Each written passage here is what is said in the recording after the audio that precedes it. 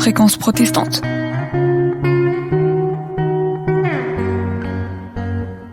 Les temps modernes, les temps modernes.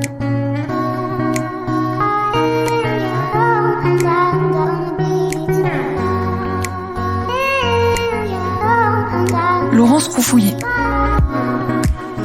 Bonjour à tous, bienvenue dans les temps modernes, une émission qui vous invite à explorer les enjeux du nouveau monde. Notre ambition avec les temps modernes est de vous apporter chaque mois des éclairages d'experts et des approches éthiques sur tous ces sujets qui pourraient broyer l'individu si l'on y prenait garde. Il y a 3 mois, le président Emmanuel Macron lançait un pavé dans la mare en remettant en question l'enseignement en famille, ce que l'on appelle plus communément l'école à la maison. Alors, dans le cadre de la loi confortant le respect des principes de la République, qu'on appelle également loi contre le séparatisme. Alors, une loi qui propose que la scolarisation, c'est-à-dire l'éducation en établissement, soit désormais la règle, et l'enseignement en famille, l'exception qui serait soumise à approbation, à accord, et en tout cas qui serait uniquement dans des cas tout à fait dérogatoires. Or, en France, il faut savoir que si l'instruction est obligatoire jusqu'à 16 ans, elle n'est pas forcément dispensée qu'à l'école de la République. Et tout parent qui le souhaite peut faire le choix de l'instruction en famille, c'est son nom officiel, jusqu'à présent en faisant simplement une déclaration. Alors, un choix qui n'est pas si rare, puisque ce sont plus de 60 000 enfants, plus de 60 000 élèves, qui sont concernés en France. Et pour éclairer cette question de l'école à la maison, je reçois aujourd'hui 3 invités. Alors, invités au pluriel, il y en aura même un petit peu plus que ça. En tout cas, je vais déjà vous les présenter succinctement. On aura Annabelle, mais pas seulement, également Jean, donc qui sont les parents d'Alexina et d'Antoine. Gwenaëlle, en deuxième partie d'émission, qui est une maman, elle, de 5 enfants, tous éduqués, comme elle le dit, ni à l'école, ni vraiment à la maison, et membre de l'association Les Enfants d'abord, dont elle nous parlera. Et dans le studio avec nous, Katia Chapoutier. Bonjour Katia. Bonjour Laurence. Alors, c'est un plaisir de te recevoir. Tu es journaliste, réalisatrice d'un certain nombre de documentaires, de reportages sur des sujets toujours proches de l'humain. Ou gourmands. C'est vrai. J'aime tous tes documentaires, en fait. Aussi les documentaires gourmands. Tu es surtout la réalisatrice d'un excellent documentaire qui est passé donc il y a quelques semaines sur France 2, qui s'appelle Des vies sans école, mais qu'on peut revoir en replay jusqu'à la fin du mois de juin sur la plateforme de France Télévisions, donc en streaming, comme on dit aujourd'hui, de manière tout à fait gratuite. Donc ce sera notre sujet aujourd'hui, donc l'école sans l'école, l'école à la maison. Est-ce que tu peux nous dire, Katia, toi, ce qui t'a donné envie de faire ce reportage ? Au début, rien du tout.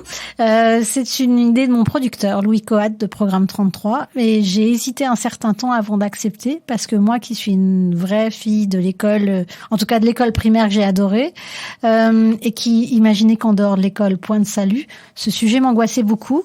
Et puis, comme bien souvent, quand on se penche sur un sujet, on fait des rencontres, on fait tomber nos préjugés, et en fait, j'ai découvert des familles formidables et un sujet absolument passionnant, qui m'ont fait bien grandir, j'ai envie de dire. Donc ça t'a fait évoluer sur le sujet. Toi, tu avais des a priori au départ sur cette question ? Oui, j'avais des a priori parce que finalement, les seuls gens que je connaissais qui avaient envisagé l'école à la maison, c'était pour que leurs enfants restent auprès d'eux et non pas pour l'épanouissement de leurs enfants. Et ça m'angoissait beaucoup. J'avais l'impression de sentir une codépendance. Donc du coup, j'avais un peu extrapolé et imaginé que c'était souvent le cas. Grossière erreur, mais ne sommes-nous pas tous faits de préjugés ? C'est la question. Oui, puis on est là pour les faire tomber. En tout cas, c'est bien parce que ça va nous permettre d'éclairer ce sujet qui est abordé souvent sur des angles, alors je vais pas dire un peu dogmatique, mais on a tous un peu effectivement un avis là-dessus. Dans ton documentaire, tu as fait témoigner un certain nombre de familles, tu as fait aussi témoigner un certain nombre d'enfants, et donc je suis très heureuse d'avoir certaines de ces familles avec nous aujourd'hui, et en particulier, alors Annabelle, Jean et Alexina. Alors vous n'étiez pas à l'origine forcément des férus de l'enseignement à la maison. Vous dites dans le documentaire documentaire que, comme Katia, comme moi d'ailleurs, vous avez été à l'école. Mais ce sont finalement les aventures, ou je dirais plutôt les déboires scolaires de votre fille d'abord, de votre fille aînée Alexina, qui vous y a amené. Dans le documentaire, vous parlez notamment du harcèlement dont Alexina a été victime, et puis de sa phobie scolaire. C'est un sujet qui a suscité pas mal d'émotions. Annabelle, vous êtes la maman d'Alexina et vous dites qu'à un moment vous l'avez trouvée perdue. Alors parlez-nous de cette décision qui n'a certainement pas été facile à prendre. Oui, en effet, en fait, on sort tous les deux, moi et mon mari, de l'école même de la République, jusqu'au bout. Les enfants, on avait fait le choix de les mettre à cette école-là, même si dès le début, on a été voir un petit peu ailleurs ce qui se passait dans les autres écoles, type des écoles Montessori, des écoles privées. Et on a fait le choix. On avait fait le choix de prendre l'école de quartier qui avait plutôt bonne réputation et qui m'avait paru bien sous tout rapport. C'est une vraie école de Jules Ferry, on va dire, à la Jules Ferry, avec des grandes baies très très claires et assez spacieuses au départ. Donc ça a été un vrai choix. Ça s'est plutôt bien passé au départ pour Alexina. Les 3 premières années maternelles, on va dire que ça s'est bien passé dans l'absolu.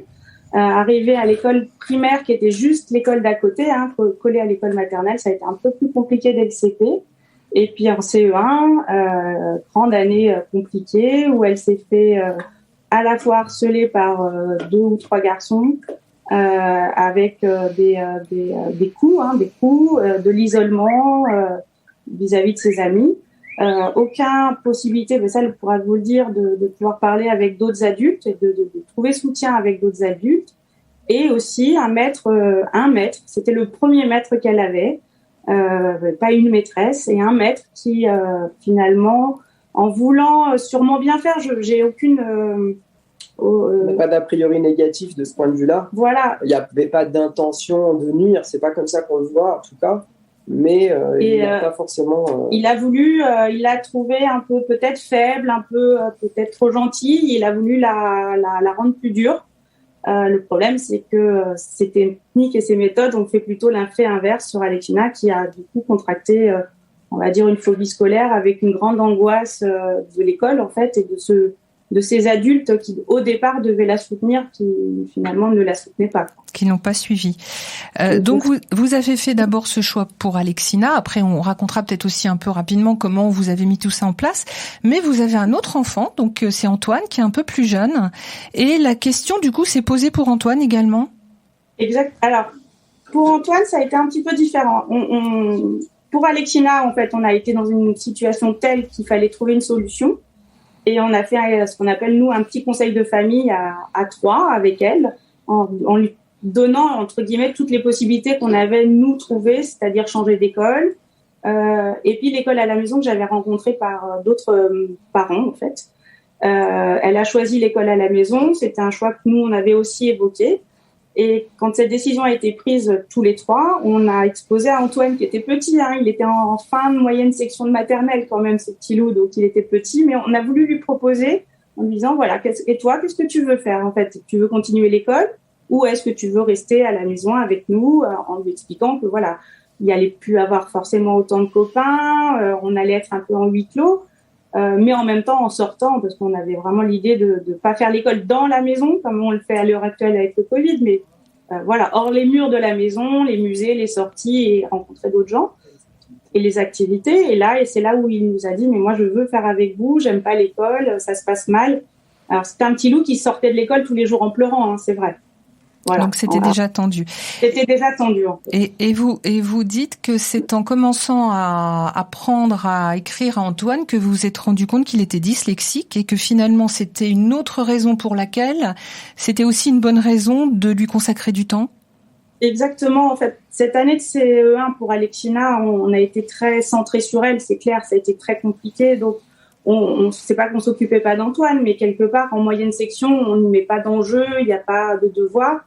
La maîtresse nous disait que tout allait très bien, donc finalement, on se posait pas trop de questions et il nous racontait pas trop.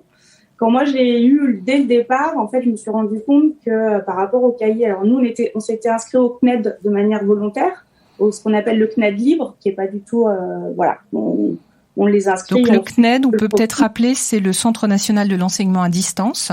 Donc ça permet de suivre le programme de l'éducation nationale, mais avec un support en ligne. C'est ça. Et libre, c'est-à-dire qu'on rend les devoirs, on n'a pas de nécessité de rendre les devoirs, en fait. Voilà. On fait un peu comme on veut. Et c'est là où je me suis rendu compte que par rapport au programme de grande section de maternelle, Antoine était très loin de tout ça. Les lettres, ça ne lui parlait pas. Quand il tenait son crayon, je l'ai vraiment vu faire. Toutes les lettres, il les dessinait, il les écrivait pas, il les dessinait et il les faisait complètement à l'envers. Et il avait aucune notion phonologique de ces lettres. Donc à ce moment-là, on a un peu cherché et un peu trouvé. Et au retour, on nous disait, il faut attendre qu'il ait du retard, en fait. On va attendre 2-3 ans qu'il ait du retard, voir si on doit traiter ça. Donc, il fallait qu'il soit en échec pour éventuellement que les choses s'améliorent. Exactement. Vous, cette expérience, qui est une expérience familiale, on peut le dire, c'est une aventure familiale, puisque vous êtes tous les 4 embarqués dans ce choix de vie, y compris dans votre rythme de vie. Alors, vous n'êtes pas enseignant ni l'un ni l'autre. Vous avez deux professions libérales, puisque vous êtes kinésithérapeute, je dis pas de bêtises. C'est ça. D'accord. Donc vous êtes organisé pour être auprès de vos enfants quand ils ont besoin de vous, et puis pour travailler aussi, parce que malgré tout, il y a des contingences qui s'imposent à tout le monde. Donc c'est vraiment un choix de famille, c'est un choix de vie. Oui, c'est un choix de famille. Au départ, pour être franche, sauver quelque chose, sauver l'avenir de ma fille et puis finalement celui de mon fils. Et puis on s'est dit que on avait cette possibilité. Plein de gens prenaient l'avion ou le bateau pour faire le tour du monde. Nous, on n'allait pas faire le tour du monde, mais on allait vivre un petit peu à notre rythme et puis se recentrer sur notre famille de 4 et passer beaucoup de moments ensemble. Et on ne regrette pas et on continue. Donc, et vous offrez aussi à vos enfants, parce que c'est votre choix de vie, la possibilité justement de voyager de temps en temps pour s'ouvrir à d'autres choses. Dans le reportage de Katia, moi, il y a quelque chose que j'ai trouvé assez je dirais étonnant, et en même temps pas. Et je crois qu'Alexina avait envie d'en parler, c'est que au-delà des apprentissages scolaires, il y a eu la possibilité de s'ouvrir à d'autres choses, et en particulier au sport. Alexina, c'est une sportive, elle fait de l'escrime, et ça a été une manière pour elle, si j'ai cru comprendre, de s'épanouir et de retrouver aussi de la confiance en elle. Qui accepterait de nous parler de ça, par exemple? Alors, dans votre famille. Je vais commencer parce que je suis celle qui n'aime pas l'escrime. Ah, d'accord. Dans le côté, je n'aime pas pratiquer ce sport et on ne le connaissait pas du tout. Quand ça s'est très très mal passé dans cette fameuse année, un de ses quand même meilleurs amis faisait de l'escrime déjà depuis plusieurs années. Donc en CE1, il avait au moins 3-4 ans d'escrime dans les pattes. L'a invité pour faire un petit stage et là, pour Alexina, ça a été un coup de foudre. À cette époque-là, elle ne voulait plus faire aucune activité. C'est-à-dire qu'elle rentrait de l'école, elle se mettait dans le canapé, elle bougeait plus. Donc plus d'activité alors qu'elle faisait du roller, elle faisait déjà plein d'autres choses, de la danse. À ce moment-là, elle faisait plus rien. Et quand on l'a récupérée, elle faisait des bonds et elle était hyper heureuse, on s'est dit chouette. Et du coup, elle a voulu s'inscrire pour la première année où on faisait l'école à la maison à l'escrime et on avait placé sur 1 heure par semaine. Et après très vite, elle a demandé une 2e heure, une 3e heure. En fait, elle a été à tous les cours où on l'acceptait et on a eu beaucoup de chance, c'est que le maître d'armes à l'époque l'a accepté beaucoup dans tous les cours. Et elle avait ce but en elle de retrouver son copain, en fait, de trouver le niveau de son copain pour être avec lui, en fait. Et elle a tout fait pour ça. Et puis après, je sais, tu peux peut-être expliquer ce que tu as trouvé. T'as envie d'en parler, toi, Alexina, un petit peu de l'escrime? Comment l'escrime, ça t'aide, ou c'est quelque chose qui vraiment dans ta vie est un support important?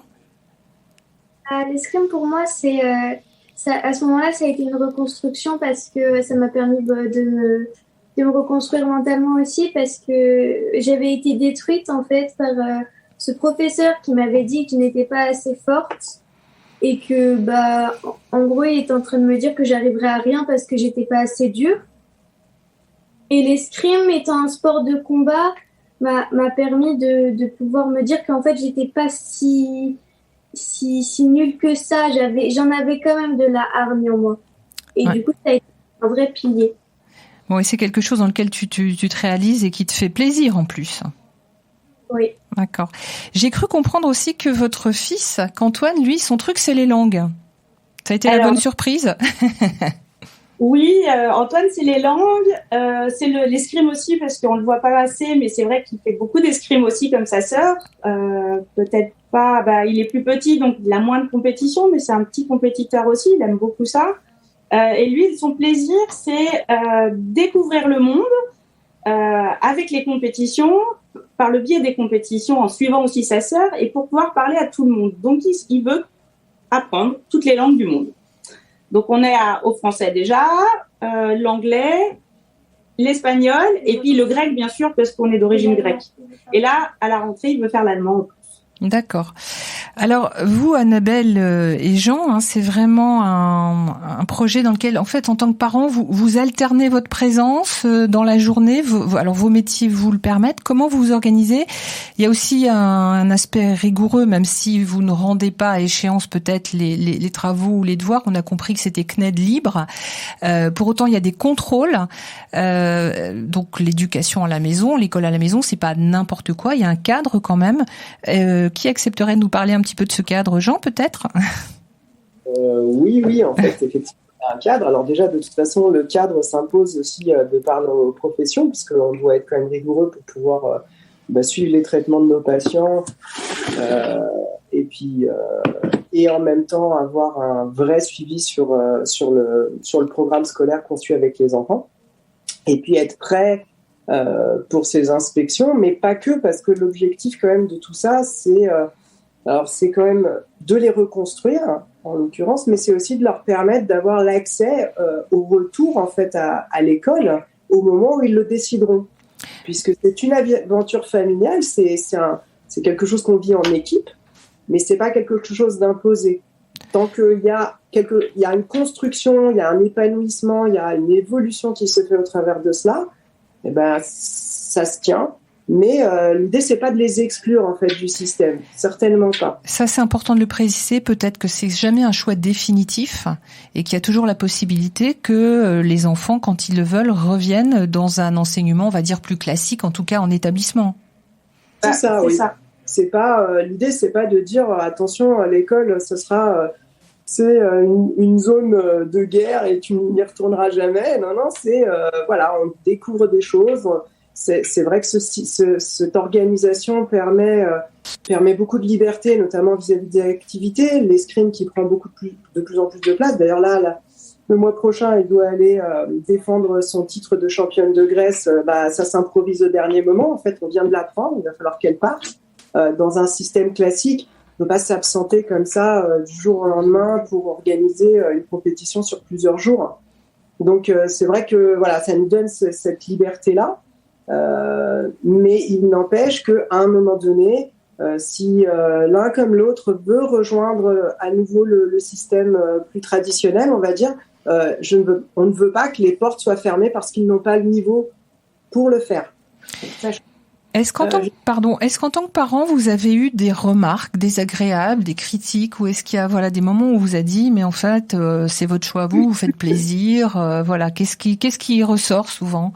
Alors c'est très drôle parce que c'est souvent, alors on l'a entendu avec le début du confinement, avec le premier confinement, mais ça va, vous arrivez à vous supporter tous les quatre. Alors c'était aussi bien du côté des enfants que des parents, on va remettre. Alors ça moi je trouvais ça très drôle en disant oui, non, ça va.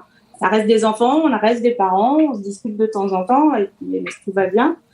Après, il y a une vraie méconnaissance et on en a fait partie de ces gens-là. Donc, je critique pas, en fait. C'est vrai que c'est pas si simple de se projeter dans cette vie-là. Je pense qu'on n'aurait pas eu de soucis, on se serait jamais posé la question. Moi, les premières personnes que j'ai rencontrées au départ, ça m'a un peu sidérée, en fait. Et puis finalement, en rencontrant les enfants, on voit qu'ils vont très bien. Oui, et même encore maintenant, mais tu vas pas les garder jusqu'à leurs 18 ans. On la suit beaucoup en compétition et on se prend beaucoup de remarques dans le sens où on est des parents très présents. Et souvent, ce que les gens ne comprennent pas, c'est que c'est pas notre demande à nous d'être présents. C'est sa demande à elle qu'on soit là. Elle a besoin qu'on soit là On n'intervient pas, on se met en écart, mais elle peut, voilà, d'un regard nous interroger, retrouver confort, ou on sert de punching ball de temps en temps. Il y a pas, quand ça va pas. C'est un peu le rôle des parents, ça vaut pour tout le monde. Voilà, c'est ça. Je suis désolée, excuse-moi maman, mais bon, on est là, voilà, on est là. D'accord. Je vais me tourner vers Katia. Toi, Katia, t'as rencontré donc, t'as sélectionné 4 familles, mais j'imagine que t'en as vu beaucoup d'autres. Oui. Les critiques, ou les réticences qui reviennent le plus souvent. On parlait tout à l'heure de la dépendance. Toi, c'est un a priori que tu avais. C'est quoi finalement? Qu'est-ce que les gens disent? Toujours, ce qui ressort, c'est que les gens disent, mais en fait, ils sont coupés du monde, ils n'ont pas de vie sociale, alors que c'est en fait l'inverse. Ouais. La plupart des enfants ont plusieurs activités qu'on appellerait en temps normal extrascolaires. Et ce qui m'a surtout intéressée, c'est de voir combien on se mélange à travers les âges. Nous, on est habitués quand on va à l'école, les 12 ans sont avec les 12 ans, les 13 ans sont avec les 13 ans. On est par classe d'âge, effectivement. Voilà. Donc, quand on est en 4e, on va pas parler au 3e parce qu'ils sont trop grands et on va sûrement pas parler au 6e parce qu'ils sont trop petits. Quand on fait l'école à la maison, les familles se réunissent, ont du lien et on mélange les enfants. Et le premier contact que j'ai eu avec l'école à la maison, c'est au sein d'un rassemblement, plusieurs fois par an en France, un peu partout, des campings où des lieux sont privatisés pour que des dizaines, des centaines de familles se retrouvent. Et quand je suis arrivée là-bas avec ma fille qui est née, qui elle est très école, on a été très surpris d'être accueillis par une grappe d'enfants très communicants et qui m'a rappelé un peu les grappes d'enfants qu'on voit dans les films des années 50 où il y a le petit gamin de 5 ans et le grand de 17 ans et que la parole de chacun a la même valeur. Et je me suis dit, tiens, ça c'est quand même super intéressant et c'est quand même... je dirais, cette socialisation à travers les âges, c'est un bon système d'empathie quand même. Et moi, j'ai trouvé qu'il y avait un niveau de langage chez ces enfants qui est, à mon avis, un peu supérieur à leur âge. Peut-être justement des interactions plus fréquentes avec les adultes. Et puis, c'est des enfants qui ont très souvent accès à des plus grands parce que quand ils s'intéressent à un sujet, les parents les accompagnent pour aller rencontrer... les bénisses ou je ne sais, ou des faiseurs. C'est-à-dire que tout fait école. Voilà. Ça, on en parlera peut-être tout à l'heure avec Et donc, c'est Gwenaëlle. Des enfants habitués à échanger avec des adultes, des enfants et des adultes. Donc, ce qui veut dire aussi qu'ils gagnent souvent en confiance, ils n'ont pas cette barrière d'être séparés. Il n'y a pas de compétition. Et il n'y a pas de compétition, et ça change tout. Parce que souvent, à l'école, on devient une note, on devient ce que le professeur dit de nous. Alors que là, il y a beaucoup de familles qui choisissent de ne pas passer par des systèmes de notation. Ou alors des systèmes où c'est l'enfant qui va évaluer sa propre évolution. Et ça, c'est quand même drôlement intéressant de voir quel impact ça a sur les enfants. D'un regard sur leur travail. Il n'y a pas de secret. Il y a aussi le fait que de passer beaucoup de temps en famille, même si elle s'est tournée vers l'extérieur, c'est assez structurant parce que pour un peu que les parents soient bien dans leur basket, parce que c'est pas non plus 100% de familles qui fonctionnent bien. J'ai passé beaucoup de temps sur les groupes de discussion sur Facebook. Il y a certains parents où c'est un peu troublant parce qu'on va avoir tellement de fautes d'orthographe et de syntaxe dans leurs témoignages qu'on se dit waouh, est-ce que c'est forcément... Donc c'est pas idéal non plus, mais pour ce documentaire, j'ai fait le choix de choisir des familles pour qui ça se passe bien, des familles qui sont ni prosélytes ni en colère contre l'éducation nationale. Et effectivement, quand ça se passe bien, c'est vraiment intéressant. Alors, dans quel cas de figure les parents font ce choix ? Qu'est-ce que tu as pu observer ? Soit il y a un vrai choix, j'ai envie de dire philosophique. Oui.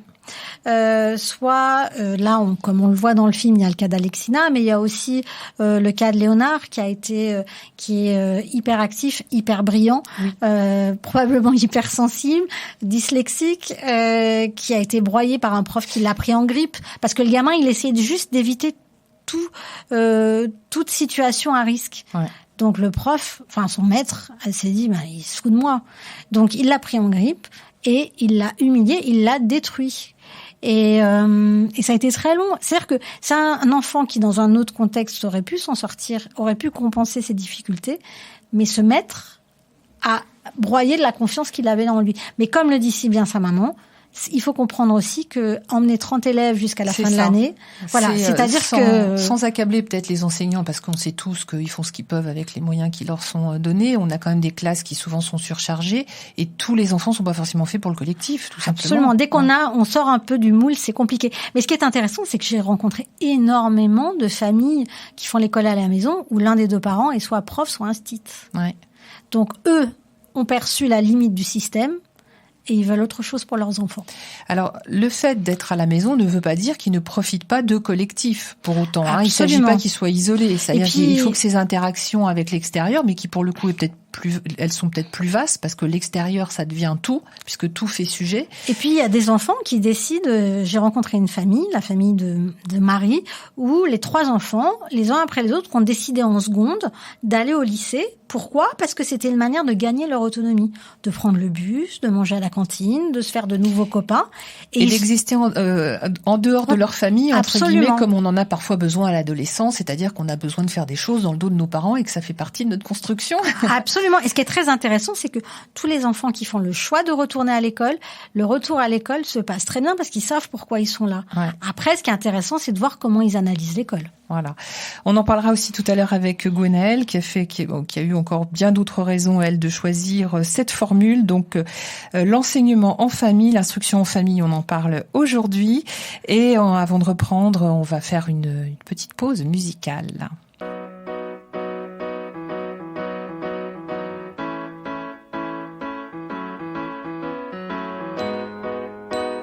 Un matin comme tous les autres, un nouveau pari, rechercher un peu de magie dans cette inertie morose. Clopin sous la pluie, jouer le rôle de sa vie. Puis un soir le rideau tombe, c'est pareil pour tout le monde. Rester debout, mais à quel prix? Sacrifier son instinct et ses envies les plus essentielles. Mais tout peut changer aujourd'hui, et le premier jour du reste de ta vie plus confidentiel. Pourquoi vouloir toujours plus beau, plus loin, plus haut, et vouloir décrocher la lune quand on a les étoiles?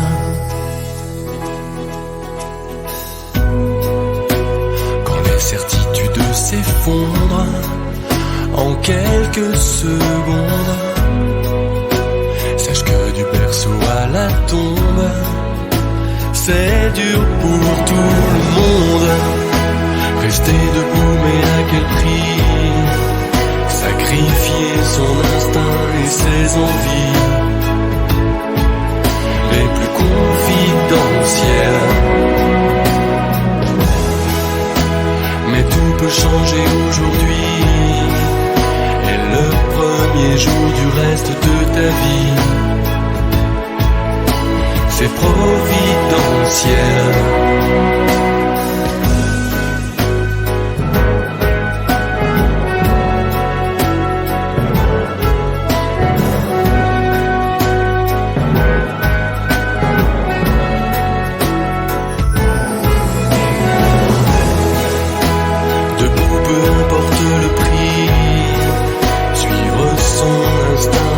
Ses envies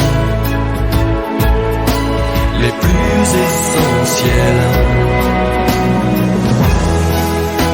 Tu peux exploser aujourd'hui, et le premier jour du reste de ta vie, mon accidentel. Oui, tout peut changer aujourd'hui, et le premier jour du reste de ta vie plus confidentiel.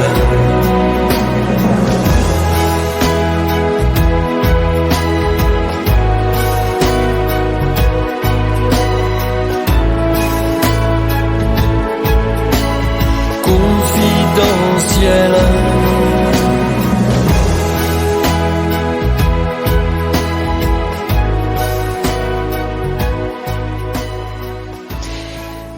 Vous nous écoutez toujours dans les temps modernes sur l'antenne de Fréquence Protestante. Alors aujourd'hui, on parle de l'école à la maison, un choix d'instruction pour certaines familles et une réalité pour plus de 60 000 enfants en France. On partage aujourd'hui avec nos invités sur les atouts et les contraintes de ce mode d'enseignement. Alors la première contrainte, c'est incontestablement le temps. Ça prend du temps, il faut du temps, c'est un engagement. Alors surtout quand on considère, et Katia Chapoutier qui est avec nous aujourd'hui et qui a réalisé donc un formidable documentaire sur le sujet des vies sans école, qui est encore visible, on en reparlera et on le remettra sur la page Facebook de l'émission, donc sur la plateforme de rediffusion, de replay, on va dire, de France Télévisions. Donc dans 80% des cas, ce sont les mères qui s'y collent et qui donnent de leur temps. Et justement pour illustrer cet engagement, une maman, donc on va échanger avec Gwenaëlle. Alors Gwenaëlle, vous êtes dans les Vosges. Alors vous êtes membre de l'association Les Enfants d'abord. Vous êtes relais donc pour la région Grand Est de cette association, mais surtout, c'est votre motivation première. Vous êtes la maman de 5 enfants qui ont entre 23 et 13 ans, dont aucun n'est allé à l'école, et c'est vous, Gwenaëlle, qui dites justement, c'est ni l'école et ni à la maison. Parce que chez vous, l'école, ça peut être dedans, dehors, un peu partout.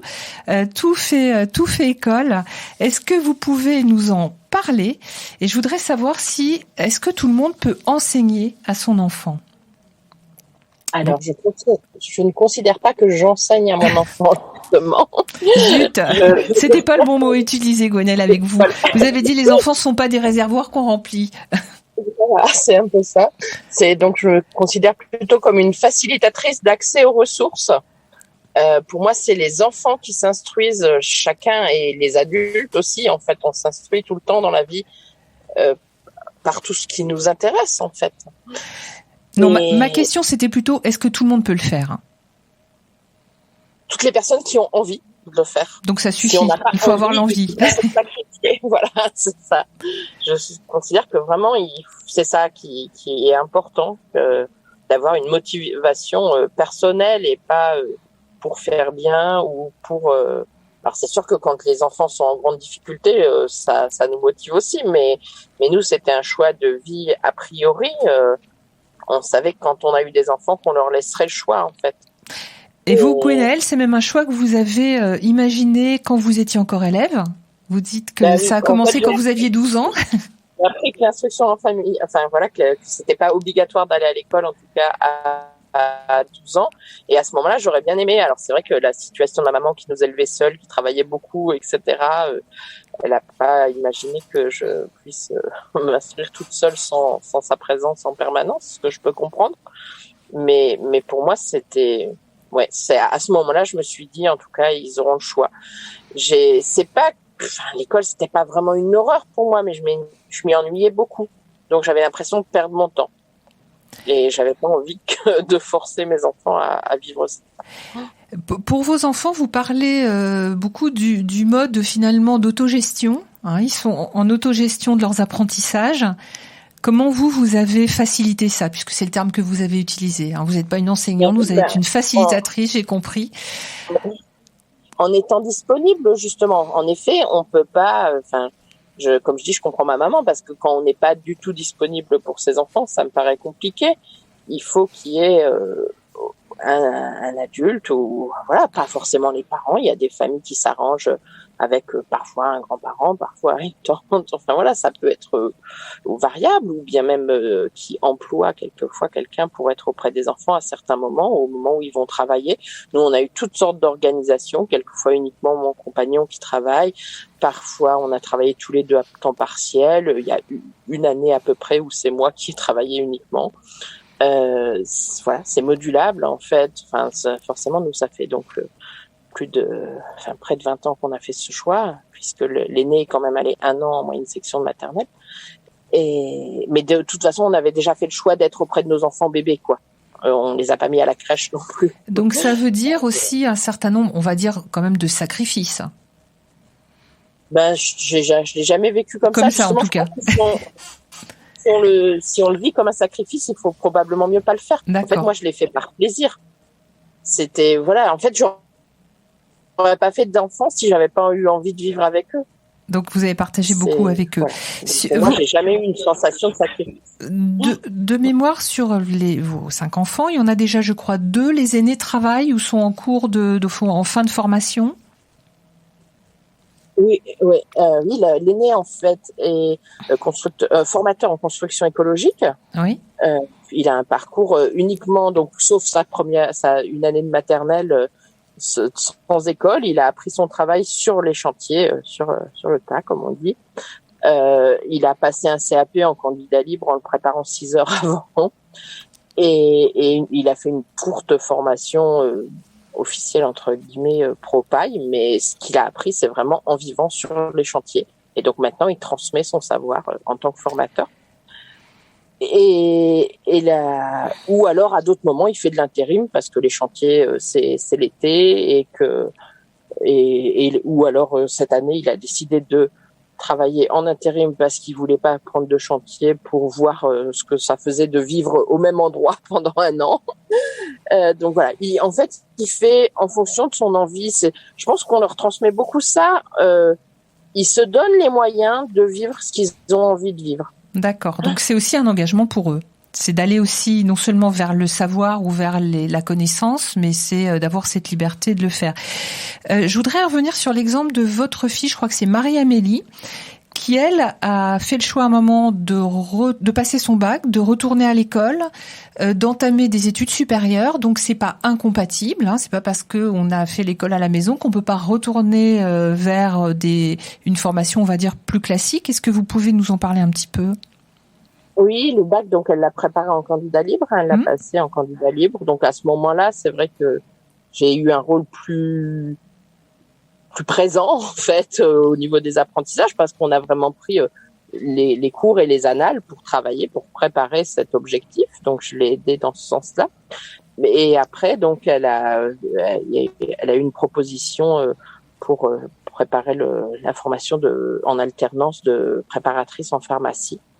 Et donc c'est ce en apprentissage, et donc c'est ce qu'elle fait actuellement. Vous, en tant que parent, alors vous, Gwenaëlle, en tant que maman, qu'est-ce que vous avez entendu comme critique ou comme reproche ? Assez peu, parce qu'en fait, les critiques ont peu de prise sur moi. Ça, je crois qu'on avait compris que vous aviez un fort caractère et que vous n'étiez pas du genre à laisser prise à la critique. Mais quand même, j'ai l'impression que quand il y a quelque chose qui va pas dans une famille dont les enfants vont pas à l'école, c'est à cause de ça, quoi. D'accord. J'ai parfois... en fait, s'ils allaient à l'école, il y aurait pas ce problème-là. Oui, bien sûr. J'ai notamment ma 3e qui est très dyslexique. Les gens pensaient que si elle savait pas lire à 8 ou 9 ans, c'était parce qu'elle allait pas à l'école, alors qu'en fait, j'en avais qui savaient lire bien avant cet âge-là. Mais elle a fait de l'orthophonie pendant 7 ans, en fait, pour savoir lire. Et clairement, ça avait aucun rapport avec le fait d'aller à l'école ou pas. Qu'elle aurait peut-être fait de toute façon. Une question qu'on entend parfois, c'est est-ce que le risque, c'est pas que ces enfants s'isolent? C'est-à-dire le fait de pas voir d'autres enfants, des enfants de leur âge, de rester, alors en plus avec une fratrie de 5, ça va vite, de rester justement dans la fratrie. Est-ce que ça, c'est un risque? Est-ce que c'est une critique? Qu'est-ce que vous en pensez, vous, à la lumière de votre expérience? Alors peut-être que très exceptionnellement, il y a des enfants qui n'ont pas envie de contact et cette non-envie est respectée. Mais en fait, dans la plupart des familles, les enfants font des activités, voient les enfants dans le village. Enfin, moi, voilà, quand les enfants étaient plus jeunes, ils jouaient avec les enfants du village, qu'ils aillent à l'école ou pas.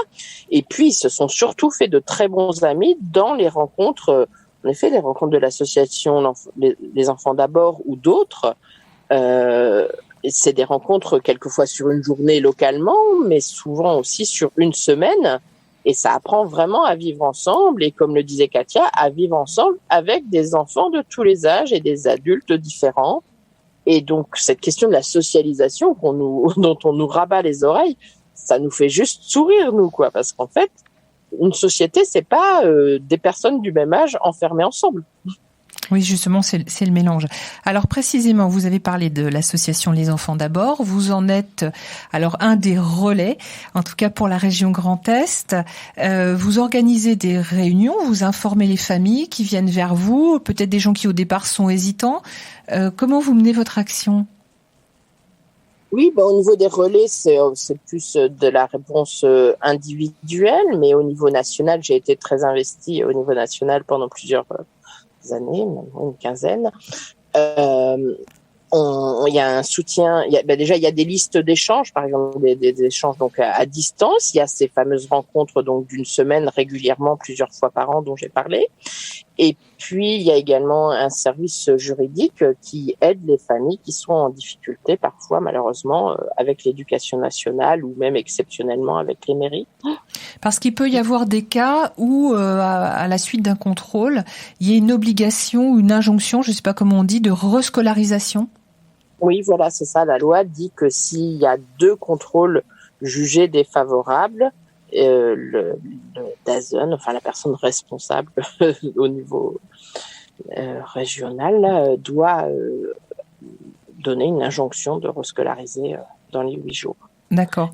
C'est une pression pour les parents quand même, finalement, d'être au niveau. C'est une pression énorme parce qu'en fait, malheureusement, ça peut très bien se passer, ces contrôles, ça peut être très respectueux, mais il y a beaucoup d'inspecteurs qui viennent faire ces contrôles déjà sans trop savoir à quoi s'attendre, sans être formés, parce que malheureusement, c'est les inspecteurs qui vont inspecter les instituteurs quand c'est... Donc les professionnels. Voilà, voilà, c'est ça. Et puis les profs, après, quand c'est des enfants du secondaire, quoi. Donc ils sont pas formés pour vérifier une instruction d'enfant. Et puis ils ont un temps très limité, quoi. C'est souvent 1h30, 2 heures. Donc comment en 1h30, 2 heures d'échange, on peut voir l'étendue des capacités, des connaissances, des compétences d'un enfant, quoi. C'est un peu n'importe quoi de mon point de vue. Et puis en plus, ils arrivent avec des a priori un peu contre nous, entre guillemets, parce qu'ils se sentent remis en question par le simple fait qu'on ait fait ce choix. Alors c'est pas le cas de tous, mais il y en a où c'est vraiment ça et où avec beaucoup de préjugés, et donc l'idée que en fait leur rôle dans ce contrôle, c'est de faire tout pour que l'enfant retourne à l'école. Ouais, d'accord. Des situations très complexes. Juste une question. Alors j'en ai une qui m'est passée par la tête et qui est ressortie, mais qui va revenir. Alors les familles qui viennent vous voir, qui viennent se renseigner, par exemple en première intention, quelle est leur motivation, celles que vous voyez dans les réunions justement d'information? Il y a vraiment les 2 types dont vous avez parlé tout à l'heure. Il y a le choix philosophique, c'est-à-dire un choix a priori où on a envie de ce mode de vie-là, on le propose à ses enfants. Je connais quasiment personne qui impose l'instruction en famille aux enfants. En général, on leur propose et ils font comme ils souhaitent. Alors quand ils sont tout petits, on fait quelquefois le choix pour eux quand même, parce qu'à 3 ans, je trouve que c'est compliqué qu'ils choisissent. Par exemple, mon aîné, j'ai trouvé que c'était difficile finalement de l'avoir laissé y aller parce que ça lui a pas fait du bien, quoi. Mais donc voilà, souvent c'est une possibilité. Et puis il y a les familles dont les enfants sont en souffrance à l'école. Très souvent à l'âge du collège, j'ai l'impression que c'est encore bien pire que le primaire. Donc là où il faut peut-être souvent s'organiser un peu rapidement pour remettre en place quelque chose et pour quelque part exfiltrer un enfant qui va mal. Ouais, alors c'est pas forcément des cas. C'est vrai que les cas du reportage du documentaire sont extrêmement touchants. C'est pas forcément des cas aussi extrêmes, quoi. Mais ça peut être, donc quelquefois c'est plusieurs mois à l'avance, quoi. Des gens qui me contactent maintenant, par exemple, parce qu'ils y pensent éventuellement pour la rentrée prochaine. Quel conseil vous donneriez à une famille, puisqu'on a bien vu pendant le confinement que la continuité pédagogique n'était pas donnée à tout le monde, hein. C'est pas facile d'être chez soi en télétravail et puis d'avoir en plus ces enfants à qui qu'on accompagne dans leur scolarité. Quel conseil vous donneriez, vous, aux parents, dans ces moments-là? Alors déjà, je veux faire un petit point rapide. Ça a vraiment rien à voir faire le choix de faire l'instruction en famille. Et donc le préparer, être organisé pour pouvoir bouger, pouvoir sortir, voyager, etc. Et se retrouver à imposer le programme, les exercices envoyés par les instituteurs ou les professeurs, l'imposer à nos enfants en limitant extrêmement leurs sorties et leurs mouvements. Je comprends que ce soit l'horreur pour les parents, en fait, c'est cette continuité pédagogique. Ça donne pas forcément envie, effectivement. Donc voilà, c'est s'organiser pour que ce soit quelque chose de sympa pour tout le monde, beaucoup s'informer de la loi, discuter, échanger avec des gens qui l'ont vécu pour se préparer en fait aux différentes choses qu'on peut avoir à affronter. Voilà, ça ne s'improvise pas, ça se prépare. On redonnera les coordonnées donc de l'association Les Enfants d'abord. Merci Gwenaëlle, je vais continuer avec Katia. Katia, moi je me posais la question, finalement à l'heure du télétravail, on se rend compte que même pour certains en tout cas, nos métiers peuvent se faire à distance. Il y a beaucoup de gens qui commencent à se poser la question d'aller vivre ailleurs, de quitter par exemple la région parisienne, d'aller s'installer en province, même avec des projets de vie, des changements de métier, des réorientations de carrière totales. Et je me demandais si cette forme d'instruction, d'enseignement, c'est pas quelque chose qui pourrait être plus fréquent de nos jours. Dans ton reportage, il y a notamment le cas de Mélodie et de Jean-Gaël qui, eux, ouvrent une ferme équestre et qui, avec leurs 2 enfants, créent une nouvelle vie. Est-ce que finalement, c'est pas quelque chose qui va devenir, je vais pas dire une tendance lourde, mais ça pourrait être cohérent avec ce style de mode de vie ou de changement de vie? Alors, premièrement, tout dépend de ce que va donner la loi. Ça risque d'être un frein assez sérieux. Et deuxièmement, je sais pas si ça va de pair avec un changement de vie, parce que il faut quand même être un peu organisé pour pouvoir, comme le disait Gwenaëlle, vivre 24/24 avec ses enfants. Donc, si on doit démarrer une nouvelle vie en même temps, c'est pas forcément évident. Après, si on vit de manière isolée ou si on est en voyage, c'est évidemment une solution assez incontournable. Est-ce que toi, c'est un choix que tu aurais pu faire pour tes enfants? Alors pour mes filles, sûrement pas, parce elles adorent l'école et elles en ont besoin. En revanche, j'ai un fils pour qui, comme le disait Gwenaëlle, le collège, ça peut être extrêmement violent, et je ne ferme pas cette possibilité pour le collège. Il est aujourd'hui en CM1 et c'est un enfant extrêmement sensible qui s'en sort bien au point de vue travail, mais pas forcément au point de vue relationnel. Donc pourquoi pas, oui, c'est quelque chose qui pourrait être envisagé. Ça fonctionne, on se rend compte à travers le témoignage des familles que ça fonctionne aussi s'il y a d'autres activités à côté, qui peuvent être des activités sportives, artistiques, le fait aussi de voyager. Alors c'est vraiment l'école hors les murs, puisque tout peut être sujet à calculer, Et puis plus que ça, même ce qui est intéressant de voir, c'est que ces enfants-là, sauf s'ils ont un planning hyper calé du CNED, mais c'est des enfants à qui on laisse la liberté de se passionner pour certaines choses. Et j'ai échangé assez longuement avec Ty Chris. Ou d'aller au bout de leur passion. Absolument. Voilà, ouais. J'ai échangé très longuement avec Ty Chris, l'ancien champion du monde de roller, qui a été élevé entièrement à la maison, et ses parents leur donnaient à lui et son frère une liberté absolue. C'est-à-dire que il a fait du tennis quasiment à un niveau professionnel pendant X années, puis après il est passé au piano, et puis après il est passé à la magie, puis après il a découvert le roller, et il pouvait faire une activité jour et nuit jusqu'à s'en épuiser quelque part, quoi. Et aujourd'hui, c'est quelqu'un qui a monté, a décidé à un moment de lancer une start-up qui marche très très bien, parce qu'il a pensé autrement, il a pensé hors cadre, et il a pris des chemins de traverse que personne n'aurait pris. Mais ce que tu dis, c'est intéressant, parce que le fait d'être hors cadre, finalement, ça veut dire qu'on n'a pas de limite non plus. On n'a pas de limite et on pense autrement. Et ça, c'est quand même une sacrée liberté. Et ce que j'ai remarqué aussi, c'est que dans les familles qui font l'école à la maison, on ne transmet pas, alors après, il y a sûrement des exceptions, mais on ne transmet pas la peur du lendemain. Ouais. Il y a cette notion de tout est possible.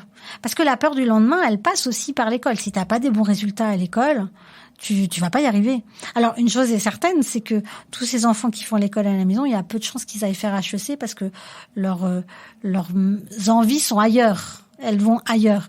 Mais par contre, le seul vrai grand risque, c'est qu'ils fassent tous des métiers passion. Parce que c'est des enfants qui savent s'écouter et qu'on écoute. Et donc, il y a des très grandes chances, comme les enfants de Gwenaëlle, qu'ils aillent vers des métiers qui les passionnent. Et peut-être cette capacité à apprendre par eux-mêmes, Absolument.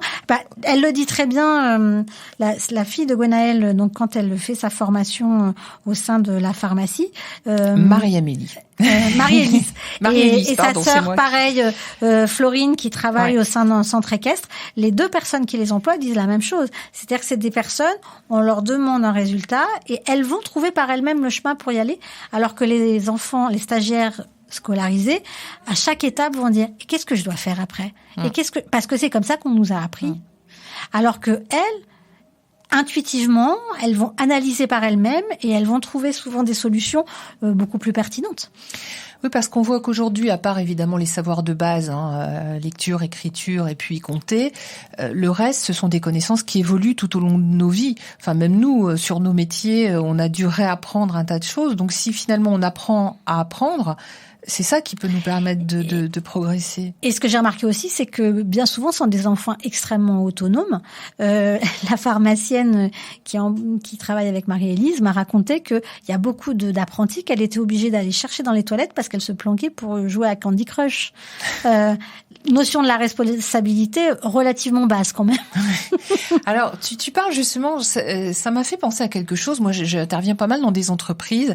La grande mode depuis quelques années dans les entreprises, c'est ce qu'on appelle les soft skills, les compétences douces, c'est-à-dire tout ce qui va relever du savoir-être, qui est beaucoup plus important que le savoir-faire. Et aujourd'hui, sur des CV, sur des entretiens, des évaluations, etc., on va regarder aussi la personne, plus que ce qu'elle sait faire, à la limite ses compétences techniques, parce que quelque part, les compétences techniques, on les trouvera toujours. Je me suis demandé si justement c'était pas une chance pour ces enfants de développer ces compétences douces, ces savoir-faire, ces savoir-être, dans ce cadre-là où ils n'ont pas de limite. Absolument. Il y a un socle de confiance en eux qui est quand même très fort et très utile. Mais ce qui est intéressant de voir, c'est qu'aux États-Unis, où l'école à la maison est beaucoup plus acceptée, beaucoup plus, le pourcentage est bien plus élevé, eh bien, on voit qu'à Harvard, il y a des filières pour les enfants qui ont fait l'école à la maison. Et les grandes universités s'intéressent à ces profils-là, justement, parce qu'ils pensent hors cadre, parce qu'ils ont une intelligence émotionnelle qui a pu se développer normalement, et parce que ça, visiblement, c'est des vrais atouts pour les entreprises. Oui, puis peut-être aussi avec un système scolaire qui est moins stigmatisant que le nôtre. Potentiellement, parce que ça va vite de mettre des étiquettes. On a tous eu peut mieux faire sur son bulletin. Ça veut dire que c'est une course éternelle à la perfection et au mieux. Katia, en parallèle de ce documentaire, donc je rappelle qu'on peut encore le voir jusqu'à, je crois, fin juin, donc sur la plateforme, donc en replay sur la plateforme de France Télévisions, tu as un livre qui va sortir, donc aux éditions Le Passeur Éditeur, un éditeur que nous aimons tout particulièrement. Donc ça nous permet de faire un petit coucou à Christophe Raymond. Ce livre s'appelle L'école à la maison, école de la vie. Tu nous en parles un petit peu ? En fait, quand on fait un film de 52 minutes, on est très frustré par toutes les informations qu'on ne peut pas mettre à l'intérieur. C'est ça. Et ça donne toujours envie d'aller plus loin. Donc c'est pas la première fois que je fais un livre en parallèle du film, qui est en fait comme une caisse à outils complémentaire. Ouais. Donc il y a des ressources, il y a des témoignages, divers témoignages de différentes situations, et pour tous les gens qui se questionnent sur le sujet ou qui sont simplement curieux ou qui veulent faire évoluer leur éducation, parce que je sais que, comme je le disais tout à l'heure, moi j'ai grandi, mon rapport à mes enfants a changé suite à la découverte de ces méthodes-là. Donc l'idée c'était de faire un livre complémentaire. Donc dans lequel on pourra trouver aussi des témoignages, ça j'imagine, mais des informations pratiques. Des informations pratiques, des contacts avec des associations, toutes sortes de références de livres intéressantes, oui. Voilà, et puis des avis de spécialistes très complémentaires. D'accord. Il sort en septembre, c'est ça ? C'est ça, voilà. Début septembre. Donc on en reparlera à la rentrée aussi, on y pensera.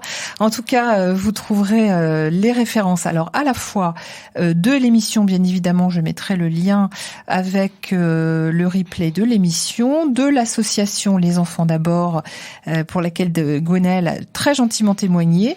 Et puis, on mettra ton livre, il est déjà en précommande. En précommande, oui, super. Donc ça, on n'oubliera pas de l'ajouter.